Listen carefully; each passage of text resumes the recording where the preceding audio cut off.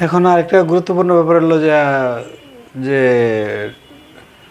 Doctor Mohammad ইউনূসের সাথে সফরসঙ্গী হিসাবে মির্জা মির্জা সাহেব যাচ্ছেন, তারপরে জামাতের নায়েবে আমির যাচ্ছেন, তারপরে এনসিপির আরও কয়েকজন নেতা যাচ্ছেন। এখন আপনারা হয়তো সবাই ভাবতেছেন যে আমেরিকা গেলে ডক্টর ইউনূসরে অপমান অত্যাচার এটা করবে, এই জন্য ওনাদের নিচ্ছে।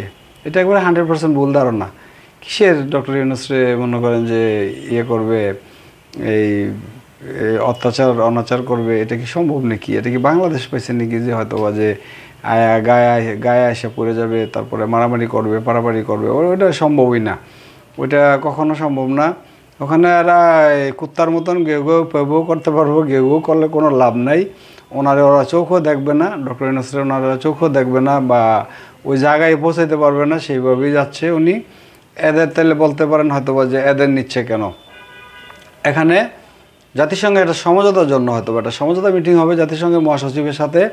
এই সমঝোতা অনুসারে যে এই সমঝোতাটা এইভাবে আমি ইলেকশন দিতে চাচ্ছি, ওনারা এটা এইভাবে বলতেছে। এখন জাতিসংঘের প্রধান যদি হয়তো বা একটা মিটিং করে এটারে ফয়সালা করে দিতে পারে, তাইলে মনে করেন যে এই মিটিং ইয়েটা হয়তো বা ফেব্রুয়ারি হোক আর মার্চে হোক ইলেকশনটা হবে।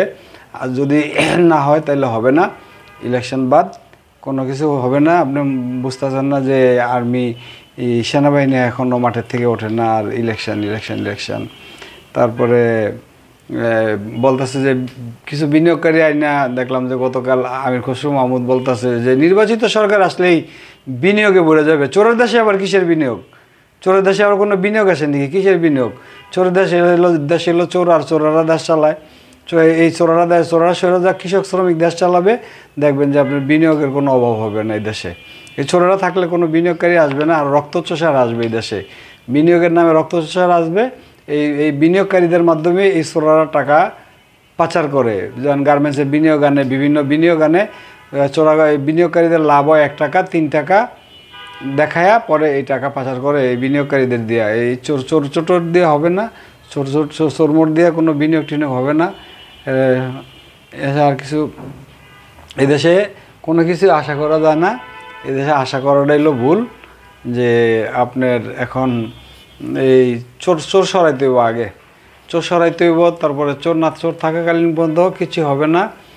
আর এত তাড়াতাড়ি না। আপনি হয়তো আমার ভিডিও দেখেন, ভিডিও দেখলে বুঝতে পারবেন যে এই আমার ধারণা, এবং আমি হয়তো বা 99 বা 95% বলতে পারি যে ওয়াকার হবে এই দেশের পরবর্তী প্রধানমন্ত্রী বলেন, বা জিয়া স্টাইলের রাষ্ট্রপতি বলেন, এরশাদ স্টাইলের রাষ্ট্রপতি বলেন, ওয়াকার।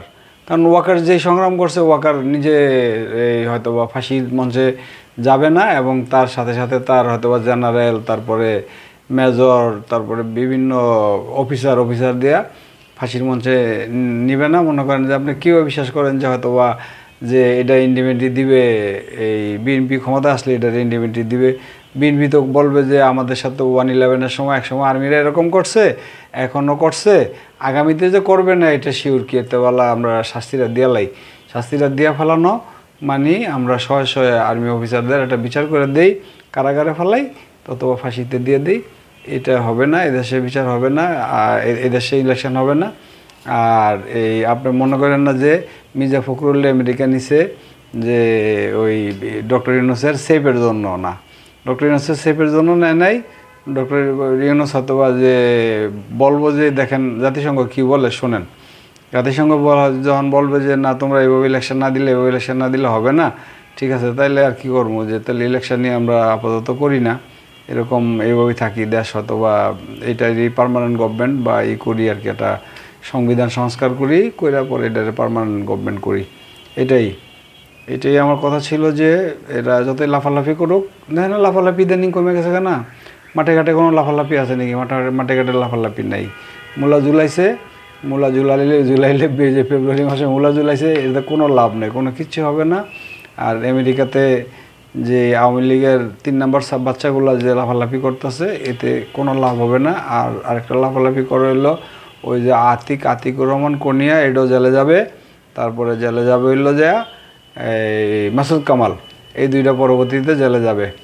আমি এর আগেও দুইটা লিস্ট দিছিলাম এবং ফজলু বাদ হবে আমি বলছিলাম, বিএনপি থেকে ফজলু বাদ হবে, ফজলু অলরেডি বাদ হয়ে গেছে। ওকে, থ্যাংক ইউ, ধন্যবাদ।